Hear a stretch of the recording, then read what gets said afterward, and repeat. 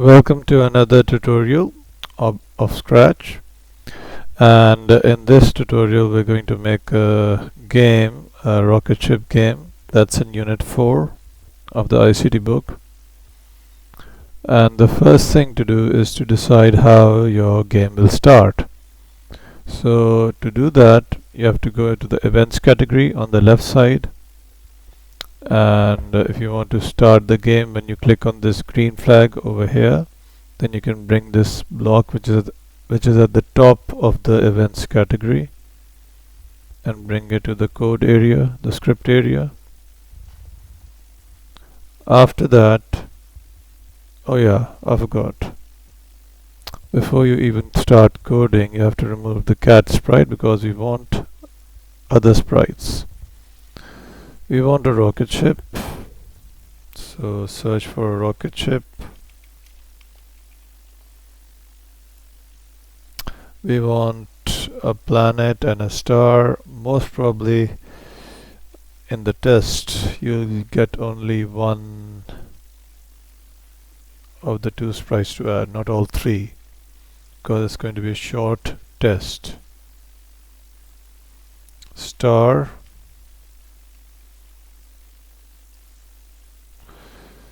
and that's it. And yeah, the backdrop can be galaxy.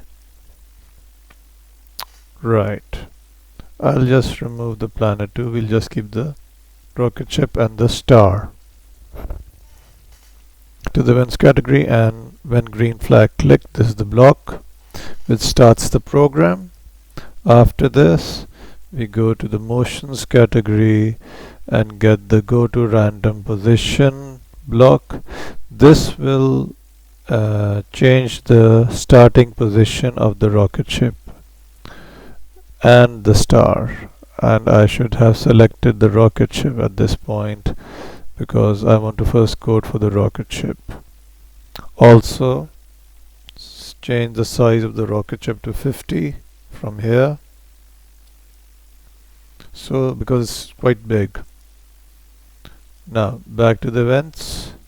When green flag clicked, go to random position, and if I click on the green flag, both sprites will be at a different position each time I click on the green flag. This is just to change the starting position to a different random position.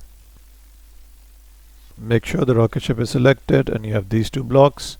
After that we will go to the control category and we will take the forever block. The forever block is a loop. A loop in programming is basically a command that repeats certain parts of your program over and over again. The forever loop will keep repeating whatever blocks you put inside it for as long as the program is running. You can only stop the forever loop by stopping the program by clicking on this stop button, or maybe if it's coded in your program to stop at a certain point, then it will stop. Right, now to control the rocket ship you need a block which says point towards mouse pointer. So now if I run this, you can see if I move the mouse pointer over the stage, the rocket ship will face in the direction of the mouse pointer. But I also want it to move. So in order to move the rocket ship, I'll bring this block, the move 10 steps block. And the sprites can only move in the direction that they're facing. So this way we can control the rocket ship. You just have to move your mouse over the stage. You don't have to click on it. And this is how you control the rocket ship. Now, in order to move the star, I want the star to move randomly on its own. We will not use the point towards mouse pointer block in the star. For the star, we can also use the turn 15 degrees block. This will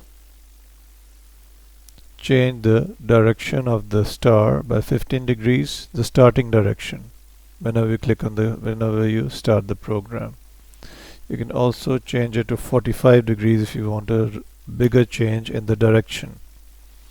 Next, just like the rocket ship, you go to the control category, get the forever loop. After that, motion category, move 10 steps because you want the rocket ship to move. But if it keeps moving, it can go off the stage.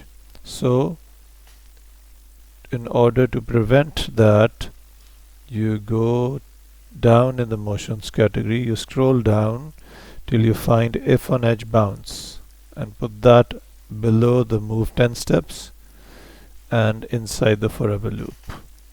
Now your star, as you can see, is bouncing off the edges of the stage.